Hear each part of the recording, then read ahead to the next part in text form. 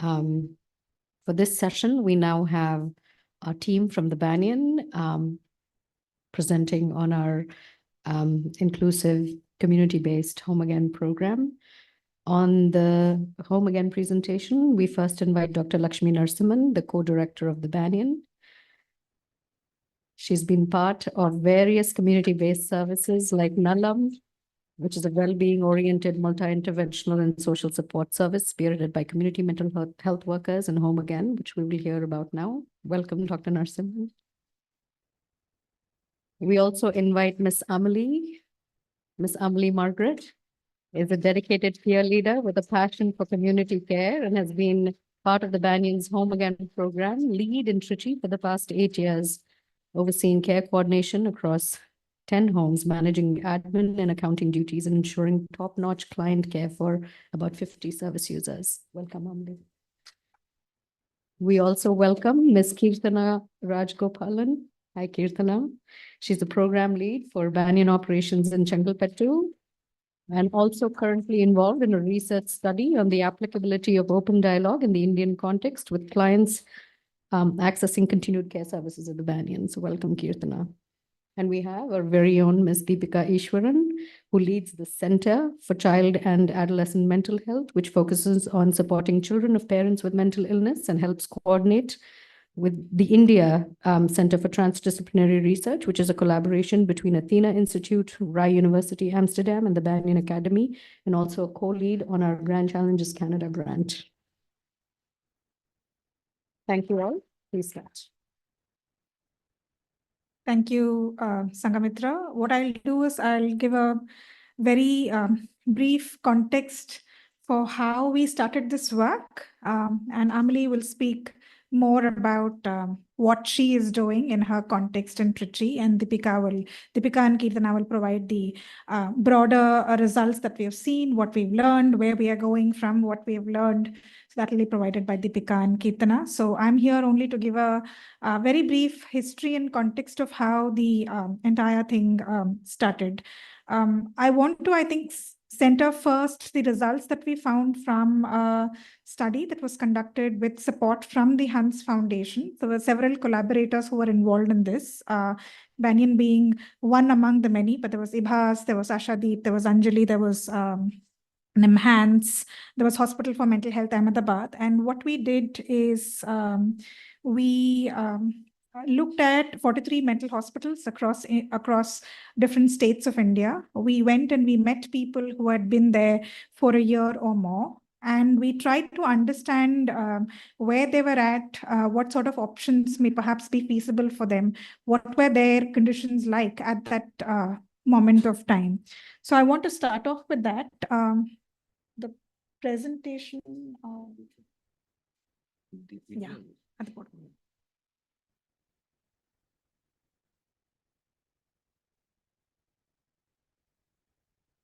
So this is just something that I wanted to keep projected while we are talking about this. This was something that was shared by one of the service users in a hospital, which is in Bengal. It's a state psychiatric facility. She's originally from Bangladesh. So we'll call her Ayushi. That's not her real name. Ayushi experienced her first episode of mental health condition after a failure of a relationship, which she had been in for many years. Her family immediately following that coerced her into a marriage that she did not want. And as a result of that, she became homeless. She ended up across the border in Patna, in fact, in Bihar, and then she moved on to Calcutta. And then from there, she moved to other parts of Bengal. And she landed up in one of the state psychiatric facilities. And she's been living there for many years. The state psychiatric facility actually had traced back her family, which is her parents, but she did not want to go back there because she identified that as a site of violence. And this is something that she shared with us, saying that once in a mental hospital, you cannot go back. So you may as well love this place and be happy here. So she had found her own space over there. She had her own routine. She had her own sense of relationship with the staff and other service users there. And she said, nobody takes home a mad person. And this is something that stays with all of us who were there interacting with so many of the service users to this day. Of the people that we had surveyed, we found that, so there were about 4,935 people who we interviewed across those different mental hospitals who were residential. And approximately, this is about 37% of people who were there at that point of time, right? So 37 people who were living in state psychiatric facilities as of 2019 had been there for 1 year or more. The median duration of stay, what we say, was 6 years. So which means 50% had been there for 6 years or more, 50% had been for 6 years or less. But the statistic misses very important stories. So of course, the minimum duration was 1 year. But the oldest person, perhaps, that we met had been in a psychiatric facility for 62 years. She came in as a pre-adolescent, adolescent, intellectual disability. She was brought in by her parents who couldn't afford to keep her within the family, serious intellectual disability. And she had stayed in the hospital for 62 years. She hadn't stepped out at all for anything. And those are the sort of stories that we encountered. More than half, about 55% or more, had been people who had been brought in by the police or the magistrate, which indicates that they were homeless people with mental health conditions who had been brought in. And these are overrepresented in the long stay population. The majority, 7 in 10, were living in closed wards, which meant that they actually remained within those living spaces. 1% were in solitary confinement. So we actually found cells. Right? And why did these cells actually exist? And this is not something which you can immediately attribute to the staff or the system, as it were, because sometimes the resources and the competencies were simply not there. So this one person that we met, she was in her late 20s, and she had been kept in solitary confinement as on the day that we interviewed her, as on the day that I met her. She'd been in this cell for 7 years. And we asked the staff, and the staff were actually very kind to her, and she had great relationships, it looked like, to the staff, but she was there. And we asked what was the reason that she was kept in this solitary confinement. What is the reason? And not just the staff, we asked different kinds of staff. So we asked the nurse, we also asked the psychiatrist, and they're unable to see the wastewater pathway, which sort of goes through where this particular ward for women was kept. And she would continuously go and drink water from there, and they were unable to prevent her. So they said, this is the only way we find to prevent her from drinking that water. And this is a story that not just the people who were there in the ward told us, but several different people in the hospital told us. So we were just wondering, what is it that is there in the hospital that they're not able to address this issue in any other way except put this woman in solitary confinement. And this is something that was pervasive. So 9 out of 10 had never stepped outside the hospital. 85% or more had never received a visitor. So nobody had come to visit this person. And we sort of looked at who are these people and why do they at all need to be inside the hospital. And actually, if you come to think of it, about 8 in 10 did not present with any level of clinical symptoms or disability which required acute care at that point in time. So they could be moved out into the community and could live in the community as well. And here I want to talk about the broader system that perpetuates, the broader social system that perpetuates institutionalization. It's not a function of the state psychiatric facility itself or any other institution, even if it's run by an NGO. So who are these people who society seeks to sort of displace, remove from the view, from legitimately living within society, having access to those resources and putting them in institutions of this nature? So who are these people, and what happens to the institution itself when it is part of a society that is built on hierarchy? So when we went inside, we saw that there were some service users engaged in different parts of the functioning of the institution.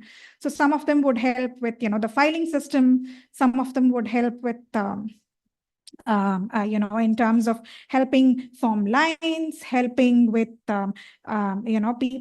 serving food for people, serving tea for people.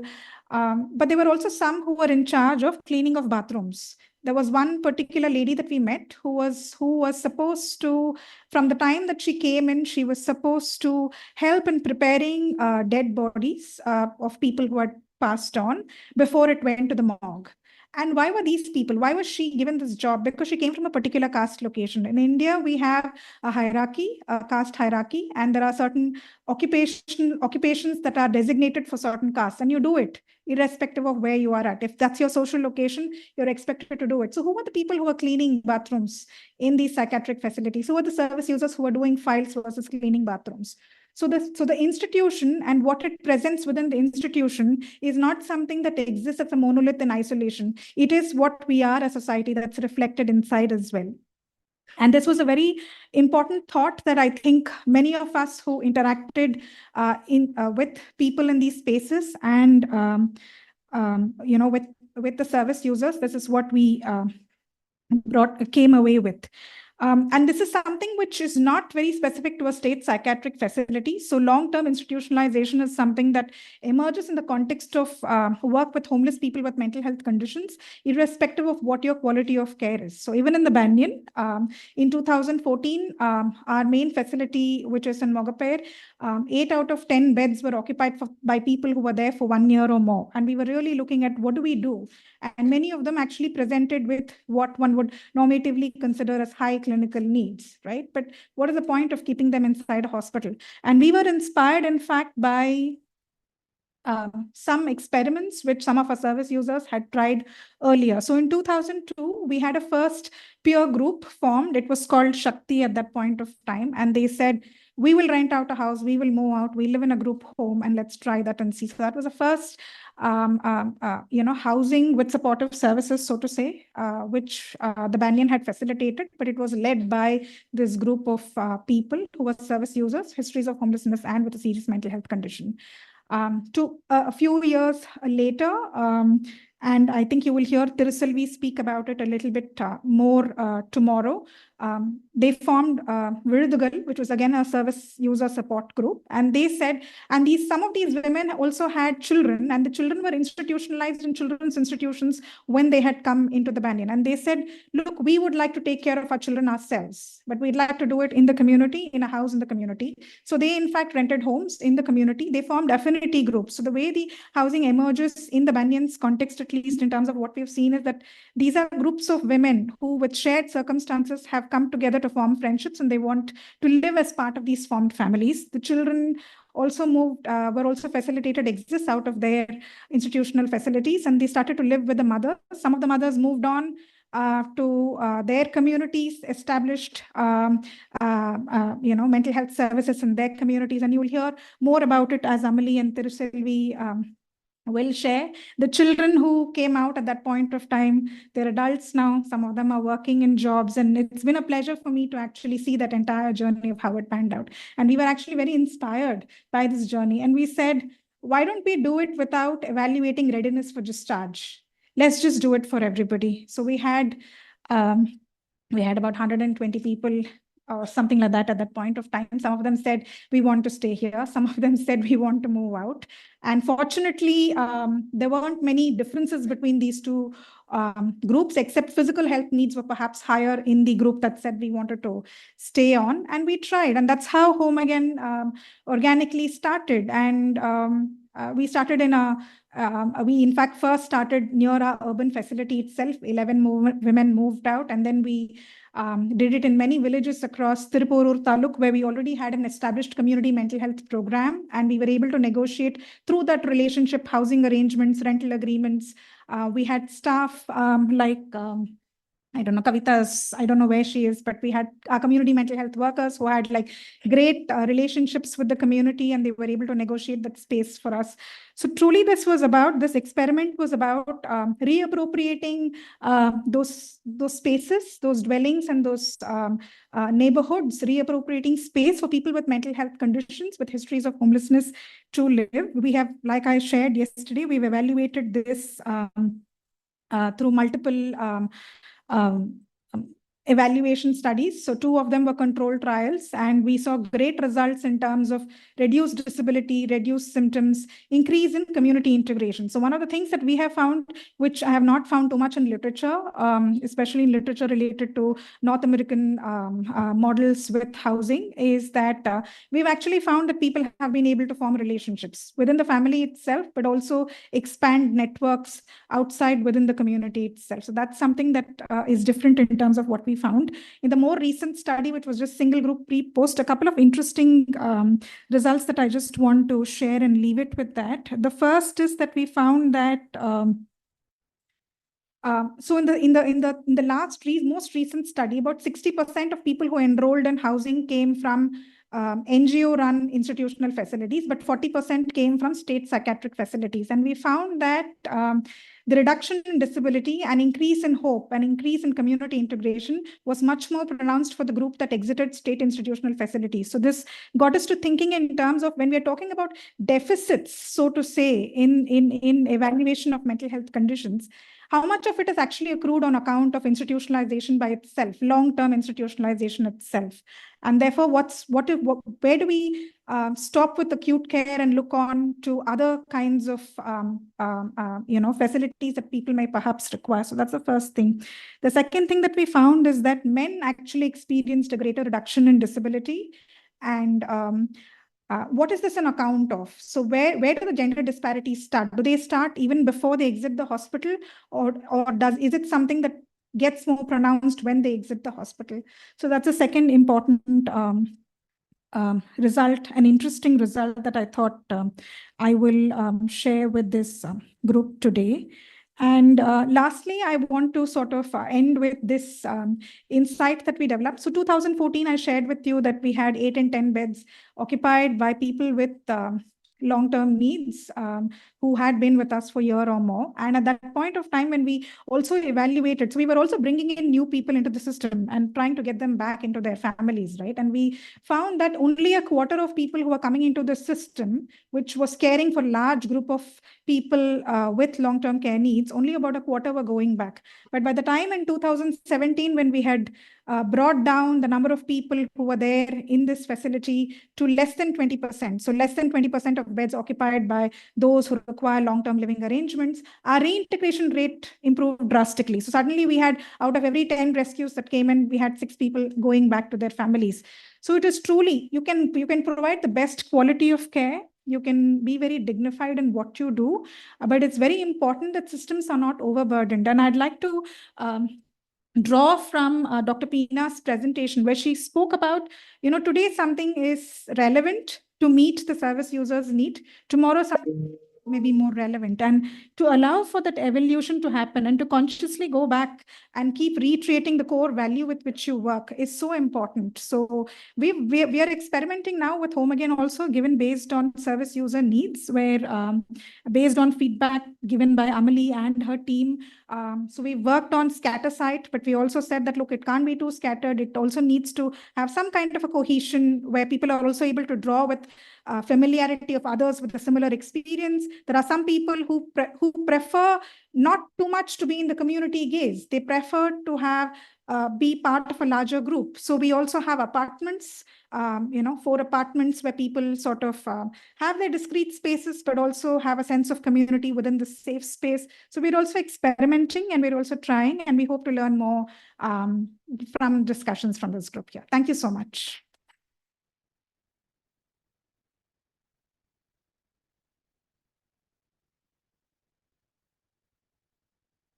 Thank you, Lakshmi, for the context. And I think Lakshmi has also covered some of the things that we'll speak about in the presentation. But I just wanted to cover a couple of things in terms of the shape and form that Home Again has since then taken, and a couple of things that we see today in terms of also scale up. And we'll, of course, have all our different partners from different sites later today. But also some of the learnings over the last couple of years and the different directions that we see for Home Again in the next few years. And I think Lakshmi covered this yesterday when we spoke about Home Again. I'm just going to wait for the slides to, yeah. But the way that Home Again, is operated today, these are typically homes located in rural, urban, peri-urban neighborhoods, where each home has about 4 or 5 people staying together with 1 or 2 on-site personal assistants. These are homes that are typically scattered within a range of around 10 to 15 kilometers in the same community, with about 4 homes or so within the same community.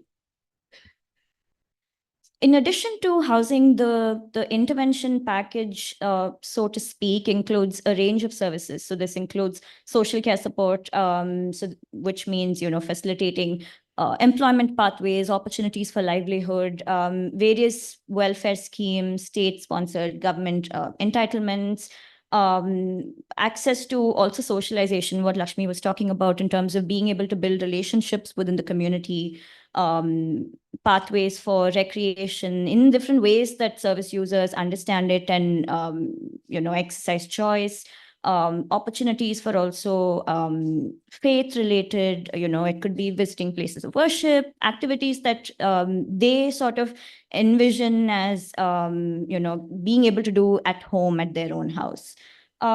Access to healthcare, of course, and this includes case management, which is offered through case managers who typically have backgrounds in social work or psychology, mental health, and so on. On-site personal assistance, like I mentioned, and this includes also being able to actually understand what that transition means from an institution to, the community and to living at home. So oftentimes this includes also having to get back in touch with skills that maybe the person, was used to many years ago, but just has been disconnected from for several years. So also rebuilding their own relationship with day-to-day chores, which could be, cooking a meal or being able to actually take care of themselves at home, taking care of the house, and so on. And a range of individual and group therapeutic interventions. So as far as the team goes, I think we also spoke about the need for a multidisciplinary team in many of our discussions yesterday. Like I mentioned, this includes personal assistants, case managers, psychiatrists, nurses.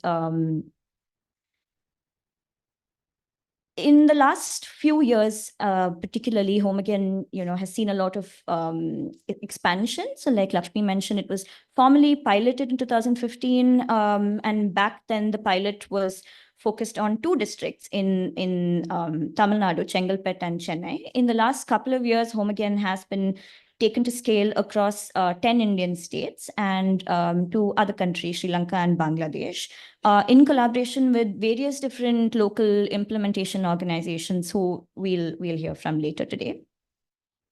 So as of now, we see Home Again across 140 different homes across southern, eastern, western, central Indian states, Sri Lanka and Bangladesh, with over 600 people who have accessed the services of Home Again since its inception. 21 of these homes are peer-led, and we'll of course have Amelie speaking with us in a bit. I just want to talk a little bit about the most recent research trial, which we have already touched upon a little bit, but I just want to speak particularly about some of the qualitative findings, because these also link to the learnings that we'll speak about in a bit, and also our future directions and where we really see Home Again going forward. One of the quantitatively, using certain standardized quantitative measures, what we did see was a significant decrease from baseline, which was at the point of leaving the institution, to 12 months, 1 year later of actually moving into Home Again. We saw significant decrease in levels of disability and in clinical symptoms or symptoms of mental illness. And we saw a significant increase again from baseline to end-line in quality of life, in community integration, and in hope. We also worked with personal assistants, because these are people who spend large parts of their time, with service users. So we were also curious about understanding recovery orientation and changes in their recovery orientation. And again, we saw a significant increase in these scores from baseline to end-line. And we followed this up with focus group discussions at baseline, midline, and end-line with our service users. at midline and endline with our service users, and at endline with our personal assistants. We focused on a few different themes. So with our service users, it was largely around understanding what their experiences were at an institution, which again, Lakshmi shared a couple of different stories, and we had a lot to understand from all of our service users, because we were also looking at transitions from a range of different institutions. So psychiatric hospitals, we were looking at beggars' homes, at long-term or long-stay rehabilitation homes, a mix of private and state-run institutions. So we were also very curious to understand what that transition really means to different people and how they really experience living in a community. Notions of also home, understanding what home really means to them, because I think in our conversations yesterday as well, something that came up and comes up very frequently with our service users is also this very complex relationships with families of origin, at home again itself, with residents. It's also quite non-linear in that sense. So we were curious to understand how they really think about home itself and think about living at home, relationships, people that they share these spaces with in the community, and their experience of social mixing or community integration. With our personal assistants, the focus was more on, like I mentioned, recovery orientation, but also understanding how they look at gains, among service users, what they really look at as gains. How do they know if the intervention is working? What do they see as transitions over time? This is just a very, very brief summary, because we were working with a large data set. There is a QR code available at the registration desk through which you can access findings that are a bit more detailed, but we are also working on publishing this particular data set. So we hope that will be available soon as well. But as a general summary, one of the first things that we saw was also what Dr. Pina was mentioning earlier today in her presentation about this idea of ownership itself and feeling, like this is really my home and that this is where I live and this is my space and I have the freedom and the choice to make my own decisions.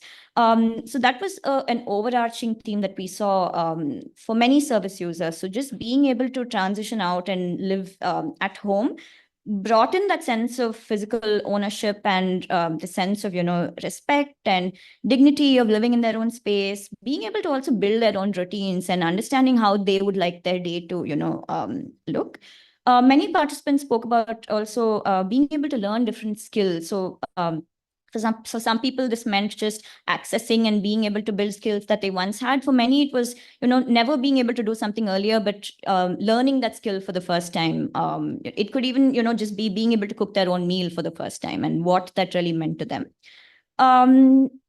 Many of them also brought up the absence of their families of origin, though. So that is something that we need to recognize, because while many people spoke about how, yes, this is my home and this is something that I feel really comfortable about, there continued to be a sense of yearning, a sense of longing for families of origin, which I think we'll speak about in a bit as well in terms of unpacking further. But this also links to our culture and norms, and also I think service users worries about fitting into society, right? And this also links to what many of them spoke about in terms of the nonlinear nature of recovery itself, because some people did speak about how they felt this pressure to conform to certain, standards of what we see as independence and social acceptance. And many spoke about feeling scared about regressing in a sense, and what that would mean for their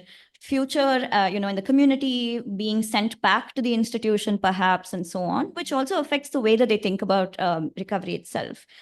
In terms of personal assistance, broadly, what we saw was a shift in attitude from more paternalistic attitudes to also those of solidarity and allyship over time.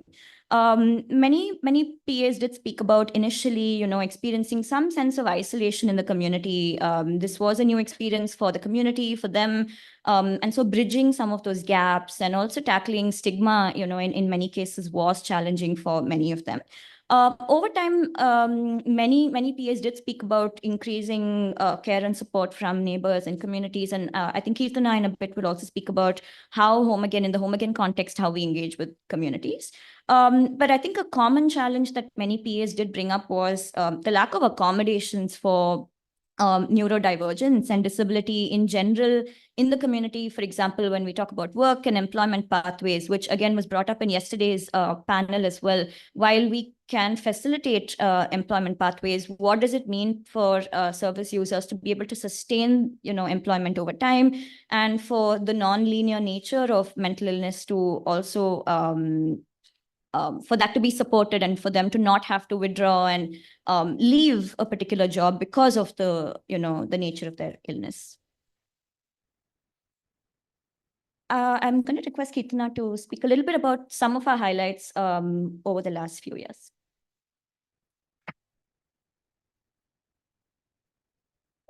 Thank you, Deepika.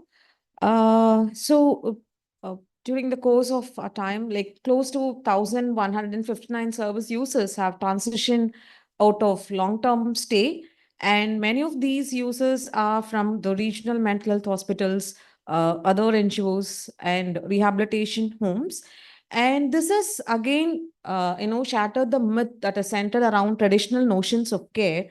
And as a result of that, we have been able to partner with 13 civil society organizations implementing Home Again in different local context, which has paved employment for around 250 personal assistants. And if you see, these personal assistants are again from the local community and who have experienced vulnerability in all other forms of social oppressions. And at this point, I would like to add one interesting narrative. Probably I'll first share the narrative in Tamil, which one of our PA shared with us, and then I will translate. இந்த பிஏட்ட ஒரு நாள் அங்கே பேசிட்டு இருக்கும் பொழுது எதுக்காக இந்த வேலை அவங்களை மோட்டிவேட் பண்ணுது, ஏன் இந்த வேலைக்கு அவங்க தொடர்ந்து வரணும்னு நினைக்கிறாங்க அப்படின்னு அவங்க நிறைய பேசிட்டு இருந்தோம். அப்போ வந்து அந்த பர்சனல் அசிஸ்டன்ட் வந்துட்டு ரொம்ப இன்ட்ரெஸ்டிங்கான ஒரு விஷயம் ஷேர் பண்ணிக்கிட்டாங்க. ஸோ அந்த வீட்டில் இருக்கிற ஒரு பயனாளர் முதல் மாச சம்பளம் வாங்கினதுக்கு அப்புறமா இந்த சம்பளத்தை எப்படி செலவு பண்ணணும்னு ஆசைப்படுறீங்க அப்படின்னு கேட்கும் பொழுது நிறைய டிஸ்கஷன்ஸ் வரும்பொழுது அவங்க, நான் ஒரு சின்ன மூக்குத்தி வாங்கிக்கணும்னு ஆசைப்படுறேன் அப்படின்னு இருக்காங்க. ஸோ ஏன் மூக்குத்தி, எவ்வளோ விஷயங்கள் இருக்கும் பொழுது ஏன் மூக்குத்தி வாங்கணும்னு ஆசைப்படுறீங்கும் பொழுது அந்த பயனாளர் வந்துட்டு, என் வீட்டுக்காரர் இறந்ததுக்கு அப்புறமேட்டு நான் பூ வைக்கிறதோ இல்லைன்னா மூக்குத்தி போடுறதோ வந்துட்டு இந்த சமுதாயமோ இல்லை சுற்றி இருக்கிறவங்களோ வந்துட்டு அதை ரொம்ப பண்ணக்கூடாது அப்படிங்கிற மாதிரிலாம் நான் தடுத்தாங்க.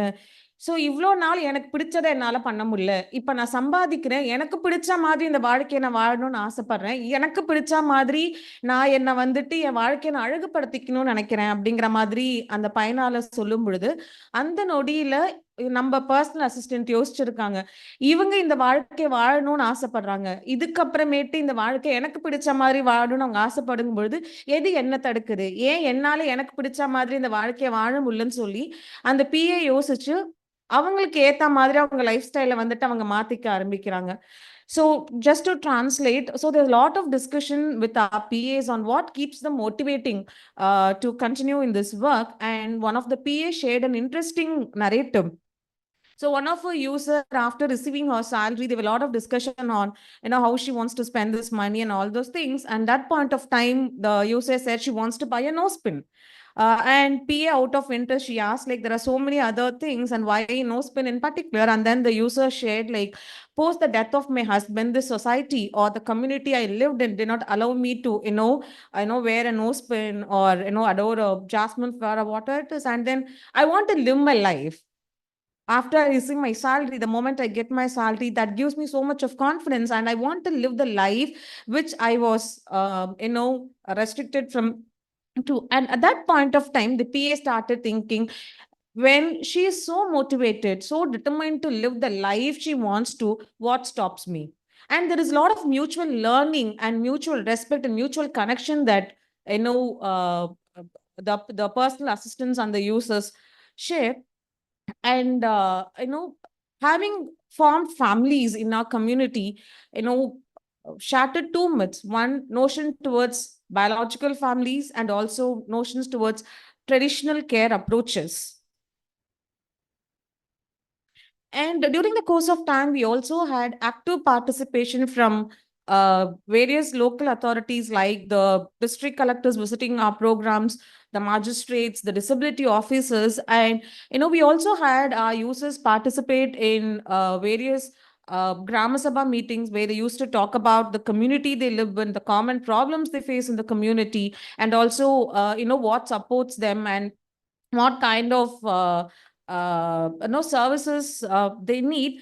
And to add on, we also engage with two state policies. One is the Tamil Nadu state policy that addresses the need of homeless people with mental health issues, and also with the Meghalaya mental health policy, where again, home again has been highlighted in both the state policies.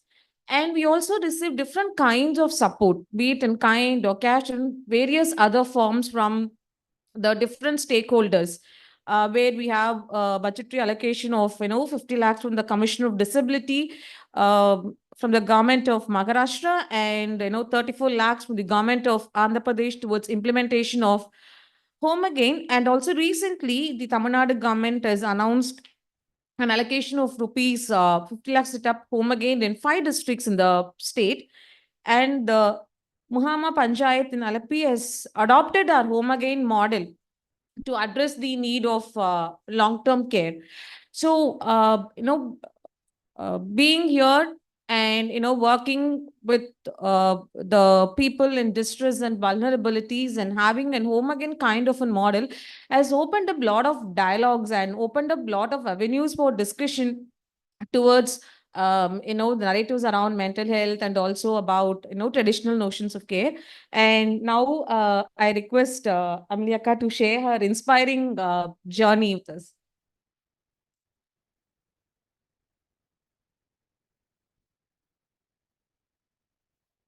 என் பேர் அமளி. நான் திருச்சியிலேருந்து வந்திருக்கேன். அங்கே திருச்சியில் first எப்படி home again நம்ம start பண்ணோம், அதில் என்ன பிரச்சனை இருந்துச்சு, என்ன நல்ல விஷயம் கெட்ட விஷயம் அப்படிங்கிறத பற்றி, கெட்ட விஷயங்கிறதுல என்ன பிரச்சனைலாம் இருந்துச்சு அப்படிங்கிறத பற்றி நான் இப்போ உங்களோட ஷேர் பண்ண வந்திருக்கேன்.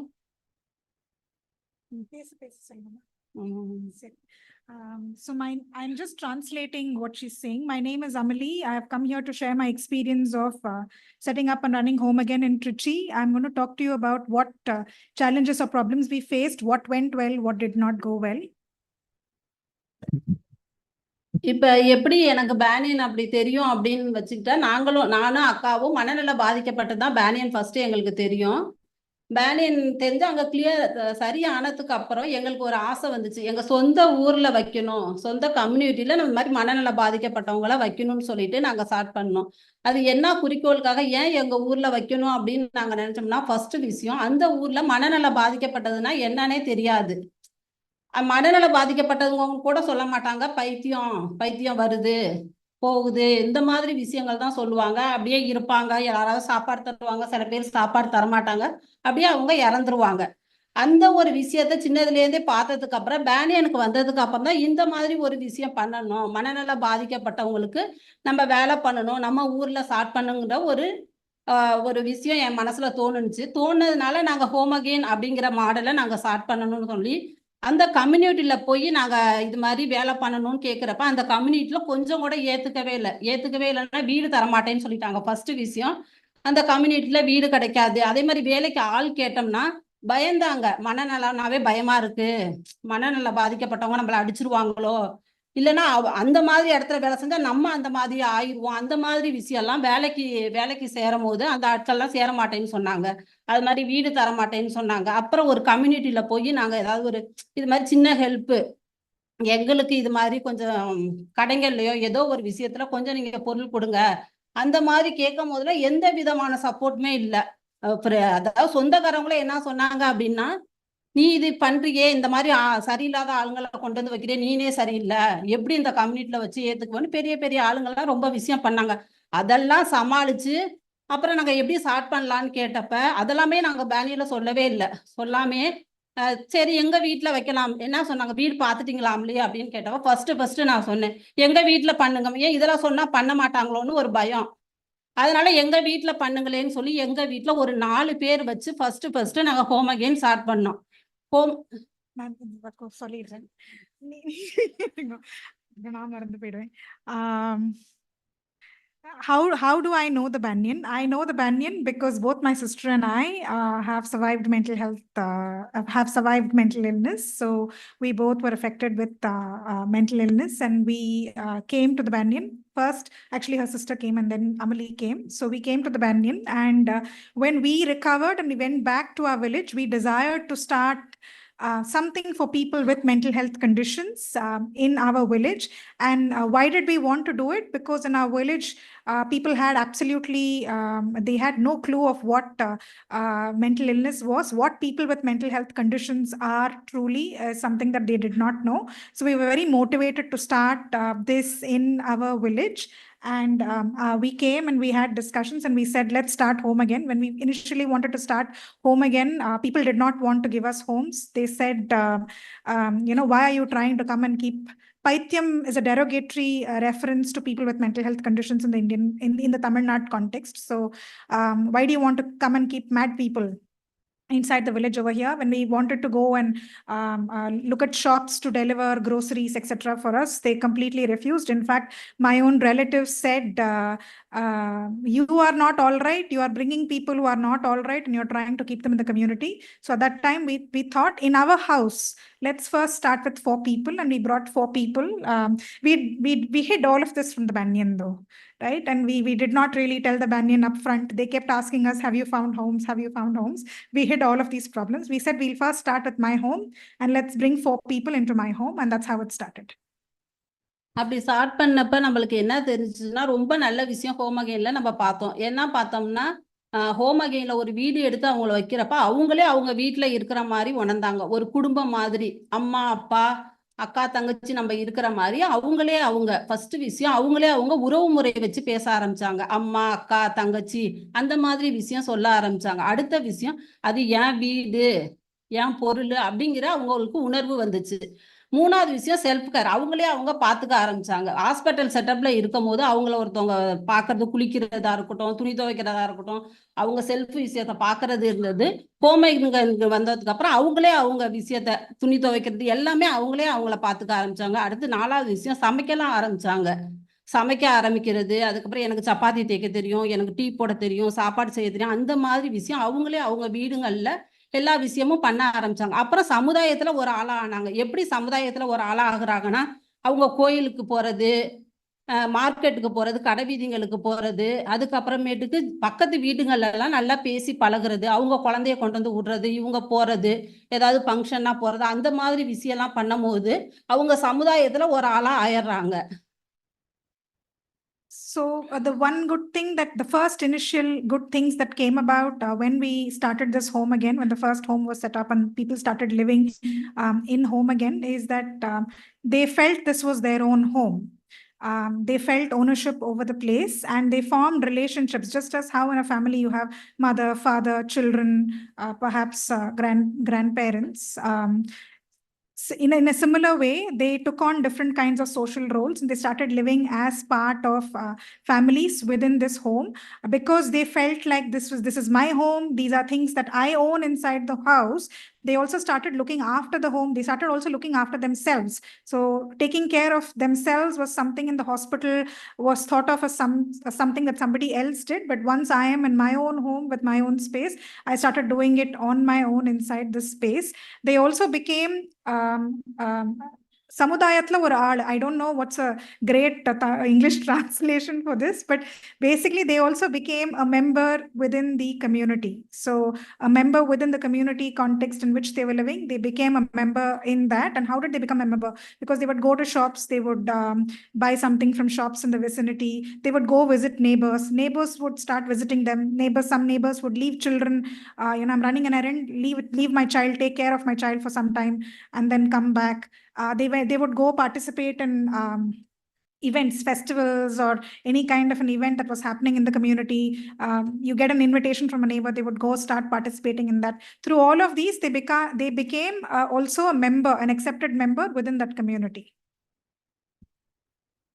அவங்க சமுதாயத்துல ஒரு ஆளா ஆயிடுறாங்க. அதுக்கப்புறம் அடுத்த ஸ்டெப் என்ன பண்றதுன்னா, அவங்கள நம்ம என்ன பண்ணணும்னு நம்ம யோசிக்கிறப்ப அவங்களுக்கு எல்லாமே கிடைச்சிருது சமுதாயத்துல. அதுக்கப்புறம் அவங்களுக்கு ஆதார கார்டு, ஓட்டர் ஐடி அந்த மாதிரி விஷயம்லாம் கிடைக்கலங்கிறதுக்காக நம்ம அந்த வீட்ல அவங்க குடியிருக்கிற வீட்ல அக்ரிமெண்ட்டை வச்சு அதுக்கப்புறம் நம்ம போய் அந்த ஊரு விஓ தலைவர்கள்ட்ட நம்ம பேசுறோம். இது மாதிரி இவங்க இந்த ஊர்ல தான் குடியிருக்கிறாங்க, இந்த மாதிரி விஷயம்லாம் எங்களுக்கு இருக்காங்கன்னு சொல்லிட்டு நீங்க லெட்டர் கொடுங்க அப்படின்னு சொல்லிட்டு அந்த லெட்டரை வச்சு நம்ம அவங்களுக்கு Aadhaar card, voter ID, disability book, bank book அந்த மாதிரி விஷயம்லாம் பண்ணியிருக்கோம். அப்புறம் அங்க இருக்கிறவங்களுக்கு வேலை வாய்ப்பு, அதையே இது மட்டும் இருந்தா போதா, அது அவங்களுக்கு வேலை வேணும் அப்படின்னு சொல்லிட்டு அந்த மாதிரி ஆளுக்கு நல்லா வேலை செய்ய முடிஞ்சவங்க வெளியில வேலைக்கு போறது, இல்லைன்னா எங்க இதுலயே நம்ம ஆள் எடுத்திருக்கோம், அவங்க லீவு போட்டாங்கன்னா இவங்க அவங்க அந்த வேலையை பாக்குறது, அந்த மாதிரி விஷயம். அப்புறம் இன்னும் நிறைய விஷயம் வெளியில வேலைக்கு கம்யூனிட்டியில போய் வேலை பண்றது, அவங்க குழந்தை இது பெரியவங்களை பாத்துக்கிறது, அந்த மாதிரி வேலைக்கு எல்லாமே சில பேர் போறாங்க. அப்புறம் சில பேருக்கு வயசாயிடுச்சு, ஆனா அவங்களால ரொம்ப நேரம் வேலை செய்ய முடியாது அப்படின்னு நம்ம யோசிக்கிறப்ப சுய தொழில் நம்மளே அவங்களுக்கு ஏதாவது பூ கட்டுற வேலை, பனை ஓலை பின்ற வேலை, இல்லைன்னா ஆடு வாங்கி வளர்க்குறது, இல்லைன்னா ஸ்நாக்ஸ் செஞ்சு பெரிய காலேஜுக்கு போய் ஸ்டால் போடுறது, அந்த மாதிரி விஷயம் எல்லாமே நாங்க சுய தொழிலா இப்ப பண்ண ஆரம்பிச்சோம். So once they started moving among the community, being accepted as a member in the community, we worked on other aspects, starting with identity documents that one needs to have. In the Indian context, it's Aadhaar, voter ID. So with using the Aadhaar, voter ID, so using the house agreement as a starting point, that they are people who are living in this house, using that as a starting point, we spoke with many local government functionaries, which is the village officer. We went and we spoke to them. We facilitated Aadhaar card, we facilitated voter ID. We also got the disability certification done for them. We got access to bank accounts. So we worked on many of those aspects. We also worked on livelihood, employment, and for different people, it was different kinds of employment. Some people, it was external employment, employed outside of the Banyan context, and various kinds of jobs, including it could even be caring for an elderly person in the community itself. So they went for jobs. Some of them we absorbed as part of our own services. So some of them have actually also become personal assistants. People who initially went as part of Home Again have also become personal assistants themselves. So some jobs like that. We also look at who can do what kind of jobs. So let's say somebody is very old and cannot really step out for employment or engage in very intense work, then can some small activity be done within the house context itself? So make snacks, sell it in a stall in nearby colleges. Pookatra vela, which means flower, stringing flowers and selling is a big thing in the southern India context, at least. So stringing flowers, selling those in the community. So variety of livelihood options, which can help them earn living on their own terms with whatever restrictions or not that they may have. இப்ப எல்லாமே அவங்களுக்கு கிடைச்சிருது. எல்லாமே நல்லா அந்த ஊர்ல அந்த மக்கள் எப்படி வாழ்றாங்களோ அதே மாதிரியே சமுதாயத்துல அவங்க நல்ல ஒரு ஆளா வாழ்றாங்க. இப்ப எப்படின்னா ஃபர்ஸ்ட் 8 வருஷத்துக்கு முன்னாடி ஒரு 4 பேரும் ஒரு 50 ஒரு 4 பேரும் ஒரு வீடு தான் இருந்துச்சு. ஆனா இப்ப 8 வருஷம் கழிச்சு 10 வீடு 50 பேரு அந்த திருச்சியில ரன் பண்ணிக்கிட்டு இப்ப நாங்க அவ்வளவு பேர் இருக்கிறாங்க. அவ்வளவு பேரும் அங்க பயனடைகிறாங்க. அதையும் தாண்டி சொந்தமா நாங்க இடம் வாங்கி ரெஜிஸ்டர் பண்ணி 4 ஹோம் வச்சு அதுல 4 ஹோம் சொந்தமாவே கட்டியிருக்கோம். அப்புறம் அன்னைக்கு நான் என்ன நினைச்சு பண்ணினேன்னா, எனக்கு வேலை வேணும், நான் பாதிக்கப்பட்டேன், அந்த மாதிரி ஒரு சர்வீஸ் பண்ணணும், எங்க சொந்த ஊர்ல பண்ணு, எனக்கு வேலை வேணுங்கிற குறிக்கோளை நினைச்சு அன்னைக்கு ஒரு வீடு ஸ்டார்ட் பண்ணது. இன்னைக்கு எல்லாமே நிறைய விஷயம் நல்லா பயனடைஞ்சிட்டு இருக்காங்க. நிறைய பேரு இப்ப வேலைக்கு ஆள் எடுத்தவங்க கூட அதாவது ஆதரவற்றவங்க, வேலை கிடைக்காதவங்க, விதவைங்க, இல்லைன்னா வீட்டுல ஃபேமிலியில இருக்காங்க, அவங்க குடிச்சிட்டு அவங்க ஃபேமிலியை பார்க்க முடியாம இவங்க தான் பார்க்கணும், அந்த மாதிரி ரொம்ப கஷ்டப்படுற ஆளுங்களை எடுத்தும் வேலைக்கு பண்றோம். இதனால நிறைய அங்க உள்ளவங்களும் பயனடைகிறாங்க. இந்த மாதிரி ஆளுங்களுக்கும் நாங்க சர்வீஸ் பண்ண முடியுது. நன்றி.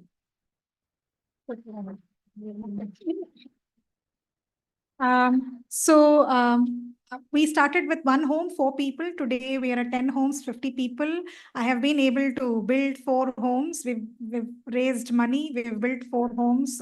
Those are owned by us, by our people. And they've all become a member of the community, pretty much part of the communities. I'm probably translating a little extra here, but part of the whole socio-cultural living in that village. A very important thing that Amelie spoke about. So she spoke about how she actually started off. So I started off, let me use her word. So I started off thinking this will be a job opportunity for me. And let me also do this. I am a person affected with a mental health condition, and this is a way in which I can also earn my livelihood. But today, people that I have recruited as part of this larger team, many of the personal assistants that I have recruited, they themselves come from difficult socioeconomic circumstances. Many of them have their husbands have died, or their husbands are separated from them, or they live with partners who have alcohol use issues. There is a lot of domestic violence. Now, a lot of them have gained a job through this, but also gained agency over their lives in and through this process. And this is something that I'm very proud of. I've covered everything. Yeah. Thank you, Lakshmi. Yeah, you can keep that a little bit. Thank you. We'll certainly come back to everyone when we do questions, but that was very powerful, Amelie. Thank you very much for being here and providing context to why we do what we do. And I think you make the Banyan. So we're really, really happy to have you here. In that context, I'd like to invite to stage Mr. Paul Glick, who is the Executive Director of Rural India Supporting Trust and a longtime supporter of the Banyan and a collaborator, to please talk about that collaboration and that history, and also talk about the importance of social inclusion. And Paul's come here all the way from New York to be with us. So welcome, Paul.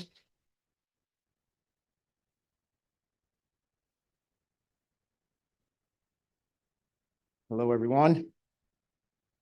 As was said, my name is Paul Glick. I represent the Rural India Supporting Trust. Very briefly, we are a family philanthropic foundation. We're a grant-giving organization. And we focus on physical healthcare, mental health, education, and the environment. And just a story about, I've been with the RIST for 10 years now. And before that, I didn't have much experience in the disability sector. I'm an international development guy. I'm a field person originally. And when I started with RIST, this was my first opportunity to get involved with disability. And 10 years ago, myself and the CEO of the Hans Foundation were sister organizations run by the same family. We went to see to one of the institutions to visit one of the grantees that we were supporting. And it was quite an experience, to say the least. And we left, we got to meet with a group of people that were living in the institution, and had an opportunity to hear some stories, just like stories we're hearing today. And myself and the CEO from the Hans Foundation talked, and we really had decided that this needed to be something that both of our organizations concentrated on and made a long-term commitment to. So with that, the Banyan has been a partner of ours for all of that time. We consider them an anchor partner of ours in our quest to improve the quality of care of people with mental health disabilities. And so our organization is kind of coming at disability from 2 angles. One is the overall mental health of India. I forgot to say that our organization only focuses on India. We're an Indian philanthropy. And then the other side of it is to target deinstitutionalization and work on the very things that everybody's been talking about this morning. And in just that amount of, in the amount of time of just hearing people talk this morning, I've already learned a wide array of different things, and, which leads to why the importance of gatherings like this are so imperative to the work that we do. Some things that I heard this morning, I thought I would just reiterate upon, and they all kind of revolve around understanding what inclusive living means. And this was also kind of a learning process for our organization. And it sounds as if as time goes on, even within the 10 years that we've been involved in all of this, things are constantly changing. And we're happy to see that the Banyan and the partners of the Banyan and our partners, some of who are in this audience right now, are all trying to change over time and have a more definitive understanding of what inclusion really means. And one of the illustrations in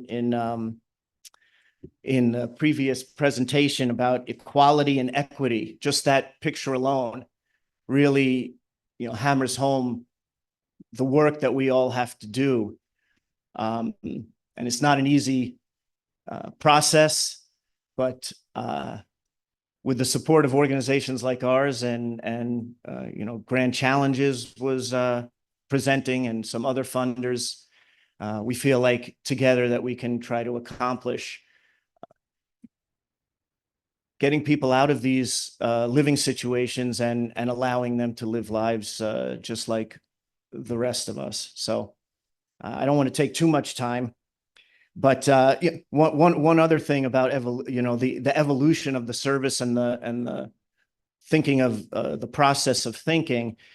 I was at another conference where they brought up this, which was also brought up in one of our previous presentation, the phrase "nothing about us without us," and people were using that phrase. And we had some people that came up and said, even that is outdated.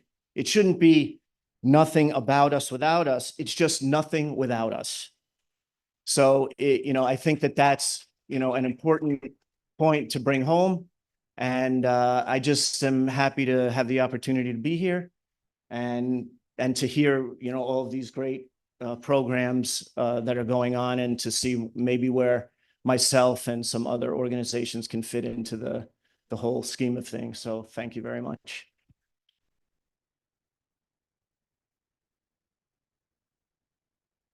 We're going to actually request you to stay on stage. Thank you. It'd be remiss if we really didn't mention that it's been through the friendship of the Grand Challenges Canada. You heard from Carly Silva this morning, and through Paul and Rist, that the Banyans Home Again program has learned, evolved, and scaled up. And the support and empowerment that has been provided to us over the years has really extended beyond just the Banyan. It's extended all the way to our implementation partners across multiple states. So we're very grateful. Thank you. I now invite to stage Mr. N. Ram, who you all met yesterday. Mr. Ram is the director of the Hindu Group of Publications Publishing Private Limited, the trustee of the Banyan, and the founding trustee of the Asian College of Journalism. Requesting Mr. Ram to come up to not just reflect on some of the presentations and the talks and the discussions and the experiences that you've heard, and provide some of his comments from the session this morning, but then take some time to perhaps moderate the discussion among the panelists, and when we have a few questions from the audience, do that as well, and provide some concluding remarks if you may. Thank you very much, Mr. Ram. Welcome.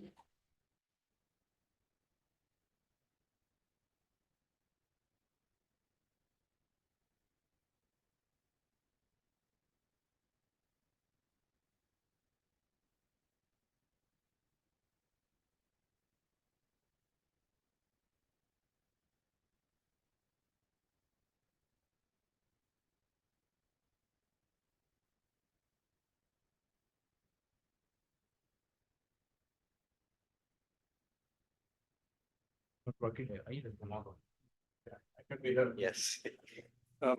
So questions, please, and specify to whom you're asking them.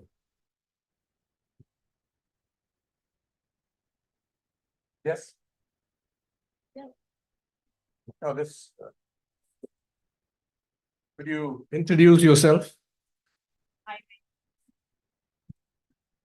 It'd be good if people stand because they can be seen on camera also. Hi, my name is Sarah. I'm coming from Mumbai Urja Trust. So I wanted to understand, since we are also working with homeless population and violence survivors, and we also have quite a few individuals connected to us who has mental health issues and they're long-term in the system, but not able to find a space of their own. And we are planning to propose a group home, a similar kind of concept. So I wanted to understand when you started group living or home away, what was exactly your challenges? And after so many years of implementation and successful implementation, if I may say, what are the challenges that look like in the current scenario? What was it before and what is it now?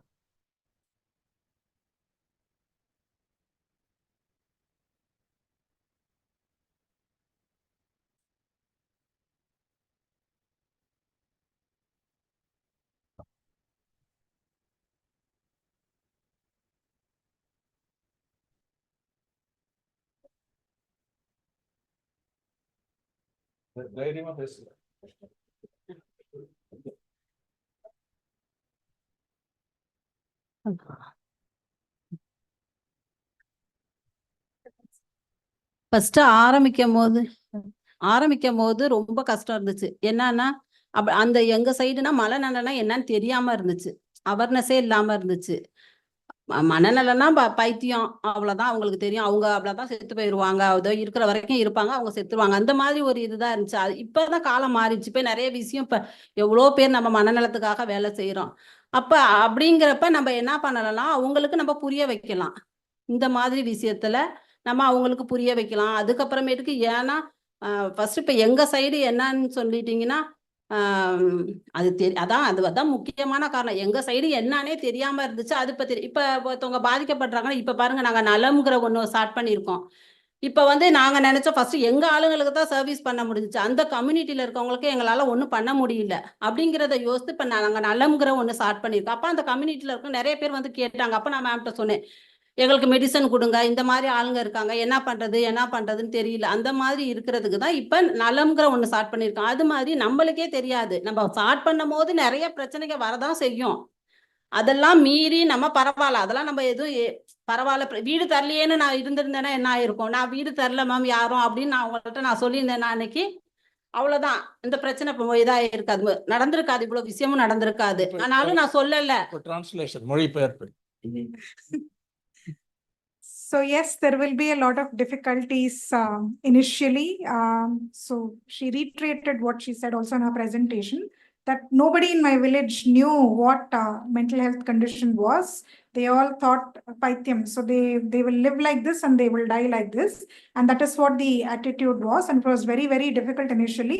Now many things have changed. Now, in fact, looking at so many of us working in the village, when somebody has suspects a mental health condition, they've started coming and asking us what to do. We've initiated a community mental health program called Nalam.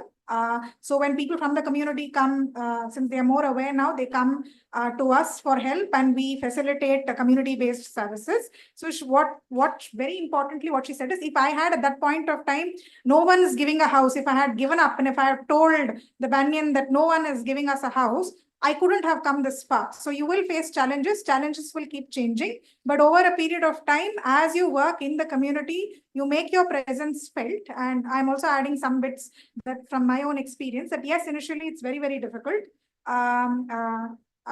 Presence in the community sometimes helps. So when you start in a community, when you already have presence in the community, that you have other people who are in the community engaging with you, using your services in some shape or form or the other, you have service users like Amali have been so instrumental for us in terms of creating this space in the community, right? So as you build presence and visibility in the community, as you claim space for neurodiverse manifestations to exist in the community also over time changes. These changes are temporal in nature. They don't happen at one single point of time. And those strategies are also something that evolve in the context. They're not standardized in that sense. But the main driving value is that you stay put, you persist, and you make it work, whatever it may be. And I think that's the most important takeaway from what Amali also said. Excellent translation. You also given the context. சொல்லுங்க. தொடர்ந்து வேற எதா இருக்கா?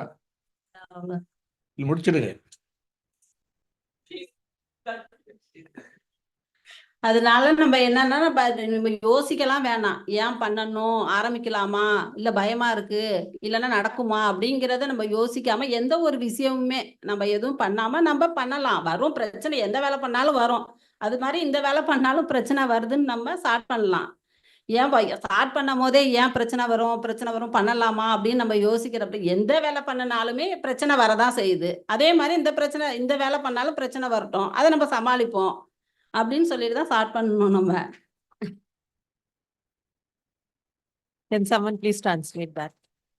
Yes. The translation, of course.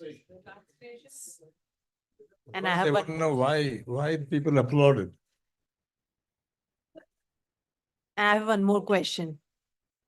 Yeah, so basically what Amali said now is that, you know, in any profession, there will be challenges. In any initiative, there will be that you embark on, there could be challenges. But if you constantly are focused on challenges, then and give it too much of a thought, then you may not sort of move beyond that. So just plunge into it. I just have an extension to that in terms of a response to your question. And I think what she's saying, while we might smile or make light of it, it's a very difficult task that she's embarked on. She services 50 people. She's hired a team of psychiatrists and social workers and psychologists and nurses. Her sister herself, who's also a peer advocate, is a nurse. So I think what she says is very important, because that's also the reason that the Banyan began, right? At some point, I think if you feel strongly about things and if you're too risk averse and don't plunge in for fear of defeat, then maybe that thing, whatever that you're initiating, whether it's an innovation or whether it's your dream, may not progress and may remain sort of a dormant thought. So I think it's important to be somewhat risk averse and plunge into things. And that's Amali's spirit. Therefore, I think the spirit of leadership here in this context of initiating innovations, I draw from that. And I think for a leader to sort of initiate something new, it's important for the leader to be cognizant of the broader framework, cautiously optimistic, but also risk averse. This is what in journalism we call contextualizing or editorialization. Please translate what she said also. Yeah. She's done that. Thank you, Amali, and Thank you, Vandana. Yeah. thank you and kudos to you. I have one more question for the research team. When you were collecting data, you said you were collecting qualitative data both from the service user and the care providers. How did the service user view change versus to the care provider when you were collecting data? Could you throw some light on that?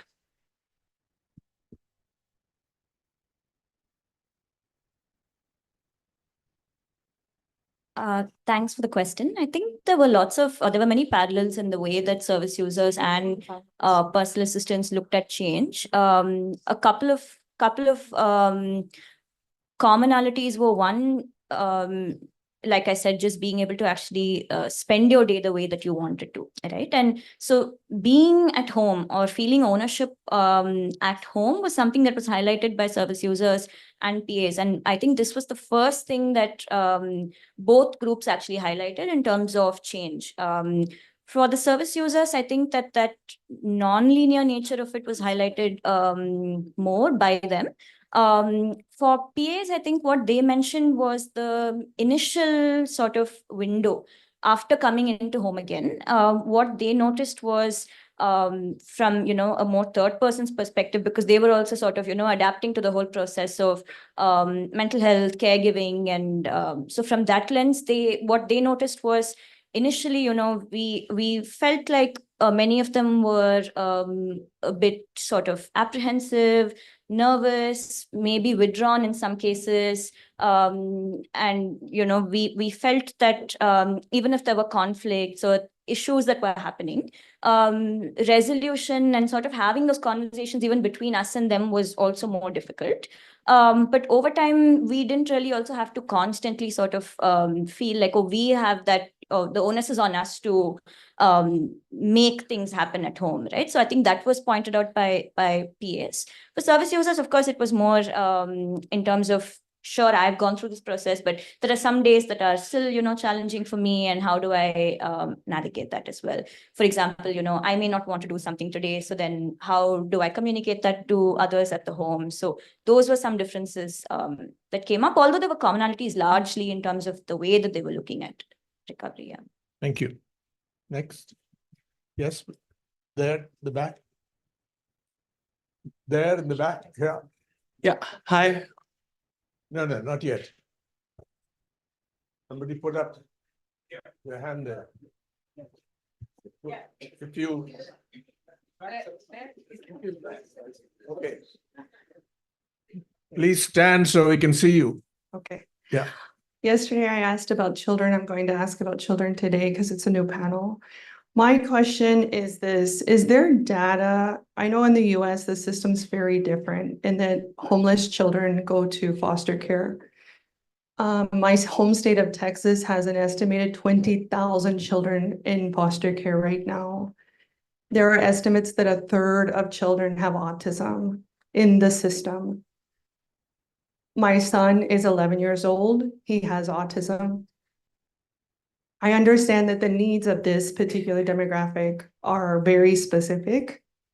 My question is, are people using data? Are people starting to explore and ask questions and have comprehensive medical overviews for these children who are either in orphanages, foster care, or whatever system exists within your country?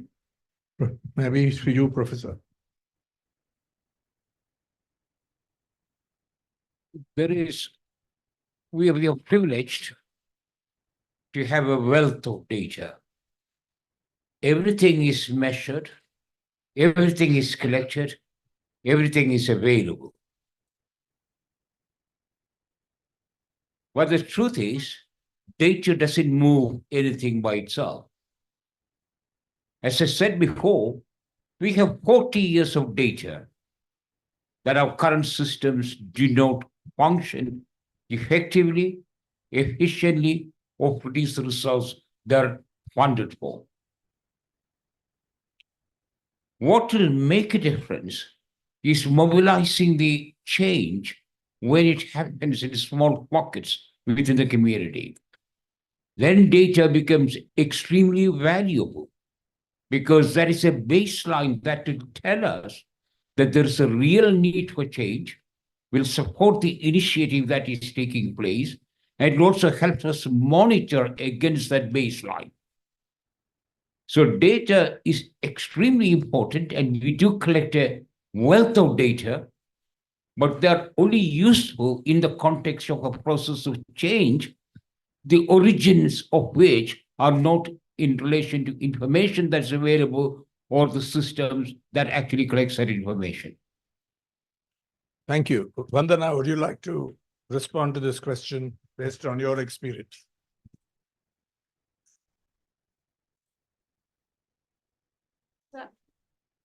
So my knowledge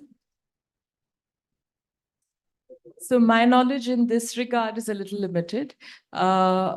I think in the Indian context, data in the context of children, adolescents, in the homes, the care homes that you spoke about, is somewhat sketchy and at best.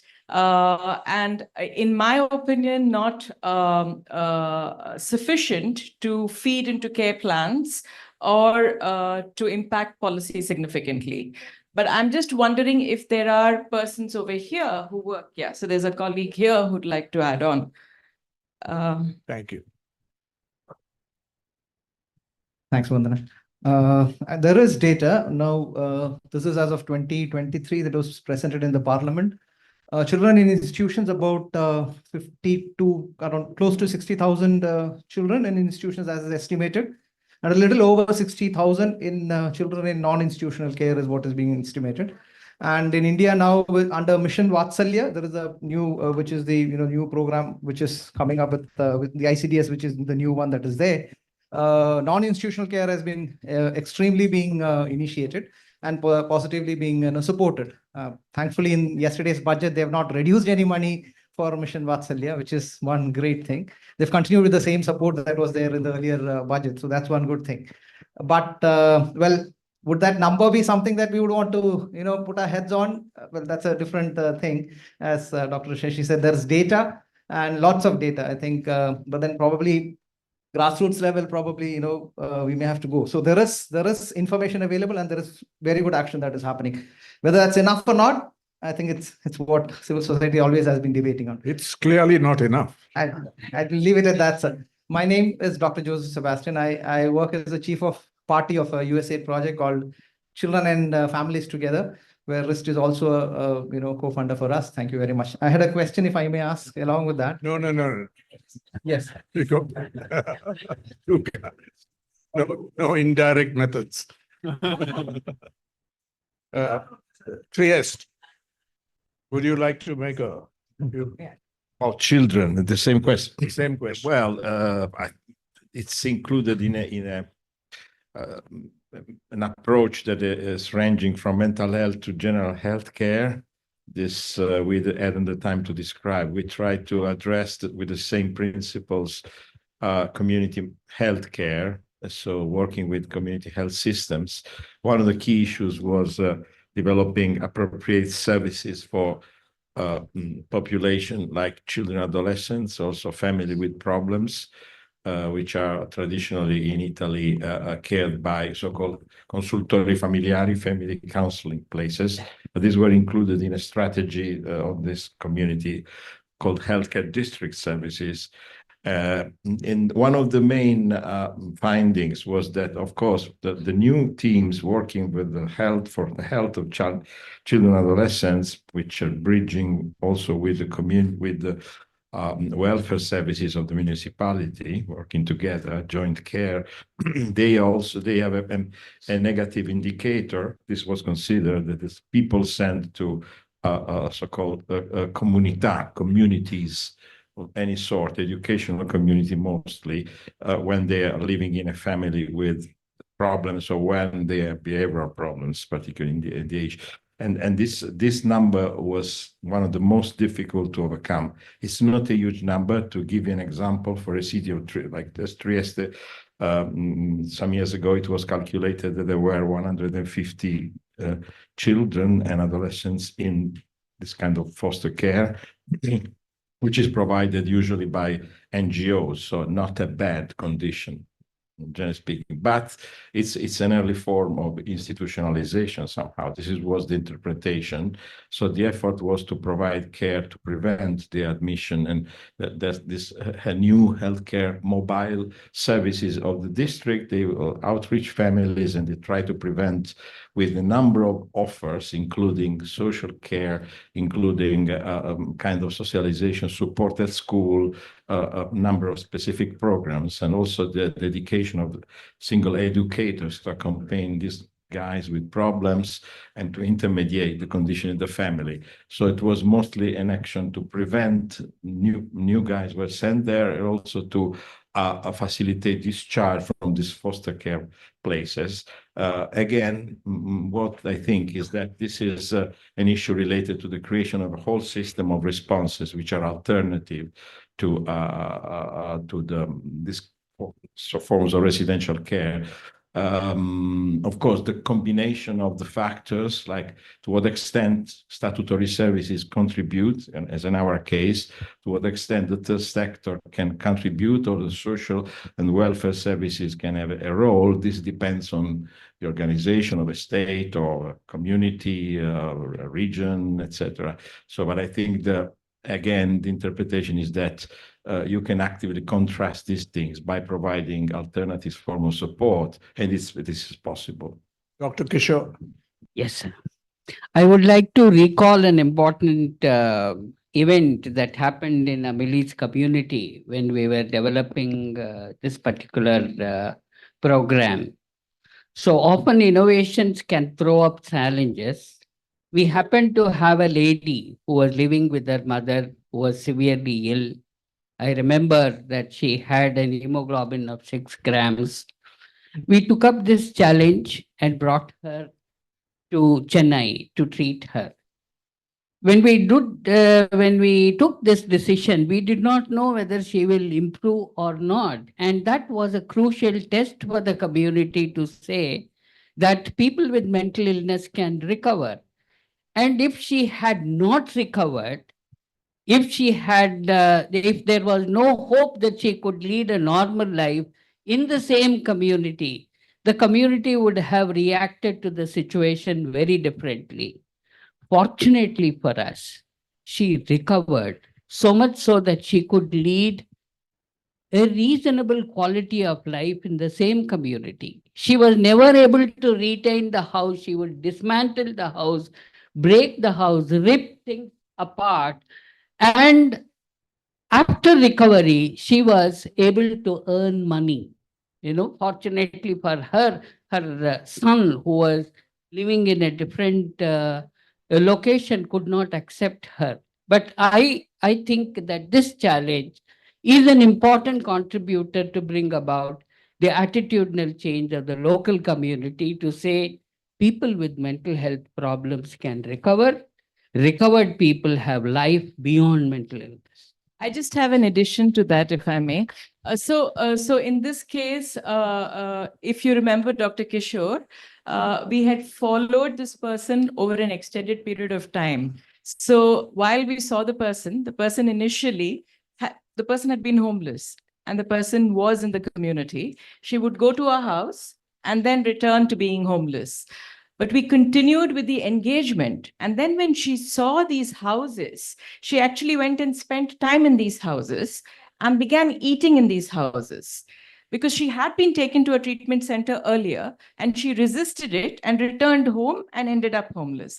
But when she found a community of people that she somehow affiliated herself with, she found places that she would initially just come sit, watch television, Malar, and then engage with this group. So once trust was built, it was easy to engage in a dialogue with her over a period of 6 months. So it wasn't go, take, move, treat, and return. It was 6 months, those houses, that ecosystem and environment, Amelie and several other peer advocates in their roles, the family's engagement then. And when she returned, I'm also happy to tell you, because I visited the family after, she's now a grandmother. And she's not, so she has a grandchild, she's taking very good care. But just to say that there is a need for both systems. There is a need for a system that offers acute care because she needed that. Equally, there is a need for a system that provides a platform for a person to feel safe and engage with, let's say, persons from home again, and then decide that, hey, all right, if there is an opportunity for them to feel better, then maybe I should also attempt to get into that system. And just as a response, I was just going to continue with that just for a brief moment. I see where you're coming from. And it's sure a question linked to data that informs services, especially focused on neurodiversity, because you're headed in that direction of society embracing that. But so as much as there are data, I still think they're a little sketchy and are somewhat inconsistent. Some segments of the data are great in terms of how many children or adolescents are enrolled in school, the nutritional facilities, some amount on inclusive education, but I don't think it's robust enough to sort of enter the sort of nuanced space that you are referring to, where social inclusion would be a part of it. For example, children of parents with mental illness that we work with, Deepika heads the center at the Banyan. And when we looked for data in the context of children and adolescents with mental health issues who are very vulnerable care providers, there was hardly any present. There was hardly any literature as well that was published from the global south. Forget about India. So Sashi's context is from what he sees in the UK. But in the Indian context, there is some significant data available. Not significant, you said. Yeah, there is some data available. But I think it's sketchy, it's inconsistent, it doesn't focus on all the nuances, and it doesn't focus on vulnerable groups. So children custodial institutions, the data may say something, but we worked in 3 or 4 custodial institutions, both in Tamil Nadu and in Hyderabad, along with the Tata Institute of Social Sciences. And it isn't a great place to be in. I have a question. Okay. Just I would like to add a few words about the topic of the possibility of recovery and children. Because in the community for children, there are not only children with personal issue, but also children with, when the issue is from the mother, especially when they are really very, very little.